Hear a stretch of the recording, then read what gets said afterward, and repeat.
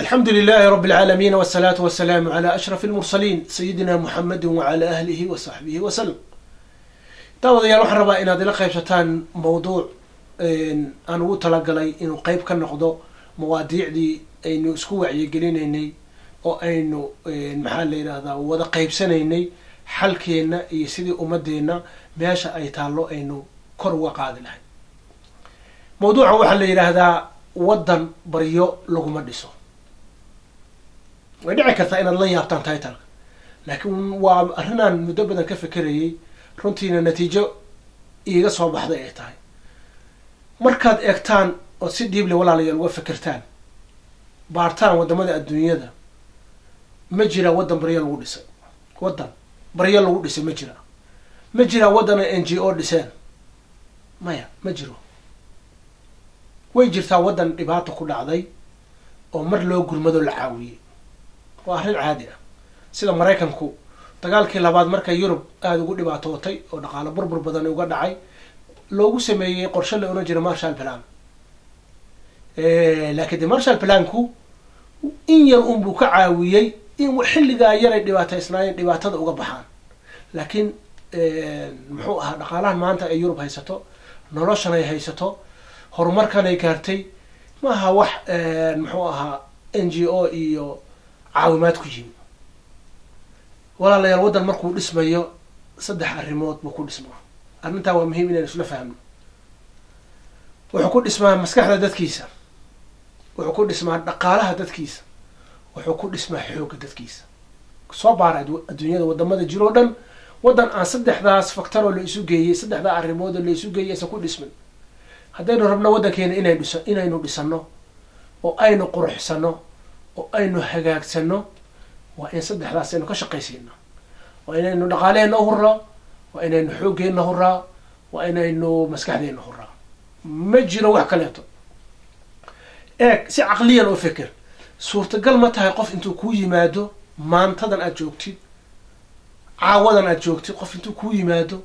gurigaaga oo soo nadiifiyo kuu soo xaaqo soo hagaajiyo wax kastood u baahan tahay intuu kuu soo qabto albaabka uu kaaga baxo. suurtagal ma tahay adigoon dhaqaale siinin, adigoon waxba siinin, isagoo wax dana kaa lahayn. ma kula tahay inay suurtagal tahay? qofka sameeyay maxaad is oranaysaa? qof waalan baad is oranaysaa qofkan maxaa ka siiya? noloshuna waa sidaa. haddii gurigeenii uu yani tusaalihii guriga uu sidaa yahay oo qof gurigaaga intuu kuu soo galo kuu hagaajiyo kuu xaaqo isagoo nadiifa kaaga baxaya uusan jirin sidaynu uga fikiraynaa wadankeena in cid intay inoo timaado inoo dhisto inoo hagaajiso iskuulo inoo samayso beero inoo abuurto isbitaallo inoo hagaajiso dhakhaatiir inoo keento waxaynu u baahan oo dhan intay inoo qabato halkaa ka dhoofto tiraahdo okay haddaba sii wata. suurtagal ma tahay? suurtagal ma aha. arrinta labaad ee iyadana muhiimka waxa weeye qofka bini aadanka ahi eeg walaalayaal macnaha iyo dhadhanka ay kala leedahay. shilinka adigu aad shaqaysatid xooggaaga saaka aroortii u kalahday yani usoo jeeday u rafaaday iyo lacagta lagu siiyey farqiga u dhexeeya bal eeg siday u kala dhadhan macaan yihiin iyo siday qiimo u kala leeyihiin. sidaas ayaa waxa lagu qabto iyo waxaad samaysatid u kala duwanta. waxa bini aadanku uu qabsado wuxuu jecel yahay aad ugu faano aad ugu faano yiraahdo waxaan anigaa sameeyey kan anigaa sameeyey. arrinta labaad ee keenaysa ka dhalanaysa waxa weeye qofku wixii uu sameeyey inuu ilaashado. waayo haddii waxa lagu siiyey macno badan ma sameynayso. sidaa daraaddeed innaga maxaa dhibka inagu haysta yahay waxaynu u dareenay waxyaalahan NGO-yada la soo ordayaan waxaynu leenahay inaysan ahayn. sidaa daraaddeed ilaalinteedii macno badan inooguma samaysmayso.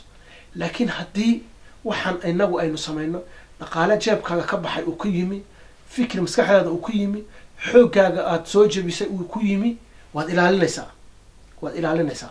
sidaa daraaddeed haddaynu rabno wadankeena inaynu dhisno NGO inooma dhisayaan. arrintaa Soomaaliya ogaada. NGO wadan inooma dhisayaan. hay-ad United Nationna wadan inooma dhisayaan. wadan waxaa inoo dhisay xooggeena, maskaxdeena iyo dhaqaaleheena oo laisu geeyey. arrinta iyaduna aad u xanuunka badan waxa weeye hay-adaha NGO-gu intooda badan waxay sameeyaan in maxaa la yiraahdaa dhaqaalaha ay ka qaadaan wadamada horu maray dadkooda saboolka ah ama cid kasta ay ka qaadaan isla markaana inta badan waxay ku dhacaan jeebka dadka ladan ee wadamada saboolka ah jooga hadalkaas hadduu been yahay waad ugu qabsan kartaan inta badan lacagta lasoo ururiyo inta badan kaalmada laga soo ururiyo wadamada bixinaya kuma dhacdo dadkii dhibaataysnaa jeebkooda sidii ay ahaydna uma gaadho marka inagu dadka wadankaa degana maadaama waxaan iyagu aanayba lahayn oo nimankani iyagoo socdo ula yimaadeen siday ugu tasarufayaan arrinay ka walwalayaan ama ka fekerayaan meesha maaha dhibaatada ka weyne inoo keenaysa maxaa weeye qof dadkii gacmahay u laabtay dadkii ilaahay subxaana watacaala marka uu wadankan aynu degannahay inagu beeray wadankan aynu degannahay ee soomaaliya la yidhaahdo ilaahay subxaana watacaala markuu inagu beeray haddii nolosha aynu u baahannahay risiqa aynu u baahannahay waxaynu cunayno waxaynu cabayno caruurtayno waxaynu siinayno haddaynan kala soo bixi karin ilaahay subxana watacaala inaguma beereen inaguna abuureen ilaahay subxana watacala insaanka ma dulmiyo dhulka meel walba wuu barakeeyey dhulka meel walba wuu barakeeyey dadka ku noolna waxay ku noolaan lahaayeen wuu u sameeyey haddii kale ilaahay subxaana watacaala kuma beereen xikmadna may ahaateen dadka meelaanay ku noolaan karin oo ku dhimanayaan inuu ilaahay ku abuuro suurtagalba ma ahaateen cadaaladda ilaahayna ma aha marka arrintaa walaal inaynu fahno waay dhulkan uu ilaahay inagu beeray nolosheenna waynu kala soo bixi karnaa waxaynu ku noolaana waynu kala soo bixi karnaa waxaynu haysanaa dhul aad iyo aad u barwaaqa meelaha qaarkoodna la tilmaamo haddii la beero inay afrika o dhan cunto uga filan tahay iska daa dadka soomaalida su-aasha marka jawaabta u baahan waxa weeye waxaynu ku noolaanayno iyo nolosheenna miyaynu dhulkeenna kala soo baxna oo maskaxdeenna iyo dhaqaalaheenna iyo caqligeenna aynu isu geynaa mise waxaynu sugnaa inay n g o dhulka inoo dhisaan su-aashaa waan kuu daynayaa ka feker caqligaada ka shaqaysiiya u noqo hadalkii aan ku iri wadan baryo laguma dhiso inaynu kalsooni siino nafteenna inaynu kalsooni siino dhulkeenna oo aynu u dhaqaaqno inaynu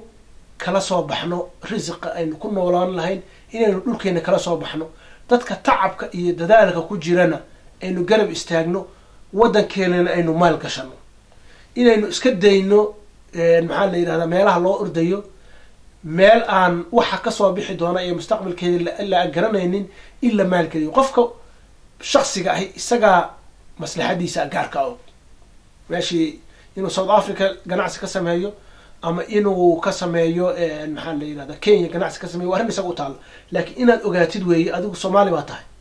meel kastoo adduunka tagtid waxaa lagugu qiimeeya su-aasha qof walba uu ku weydiinaya markuu ku arko dhaqaalo badan hayso dukaan weyn hayso qofka su-aasha isweydiinaya waxa weye qofkan waxa uu ka yimi soomaaliya wuxuu sawirka usoo baxaya waxa weeye qofkani waa soomaaliya siday taha lagugu qiimeynaya haddaad marka wadankaaga gacmaha ka laabato oo tiraada anigu dukaan weyn maa south africa ku haystaa ama kenya ku haystaa ama minnesota ku haystaa ama london ku haystaa soomaaliya wax iga gela ma jiro adigoo ogo qiimahaad leedaha waa qiimaha dadkaaga iyo dalkaaga waa inaad ka qayb qaadataa horumarka dalkaaga midda kale maxaa maalkan ilaahay kuu siiyey muxuu ilaahay kuu siiyey dad ninka afrika ku gaajaysan ee ku dhibaataysan miyaad ka raganimo badan tahay miyaad ka orayda dadaal badan tahay isagoo aroorti wuu ordaa waa imtixaan ilahi subxana wa tacala kugu imtixaanayo dhaqaalahan ilaahay ku siiyey ma sadaqaysanaysaa oo dadka wax ma uga taraysaa mise waad la fariisan waayo kolley waxaad cuni lahayd ka badan ma cunaysid waxaad cuni lahayd adduunyada ka badan ma cunaysid quraac iyo qado iyo cashaad cuni sidaasa dhar un baad ka xiran waadna ka tegi arrinta walaalayaa marka aynu iskula dardaarmayna waxa weeye wadan baryo laguma dhiso aynu isu geyno xooggeena maskaxdeenna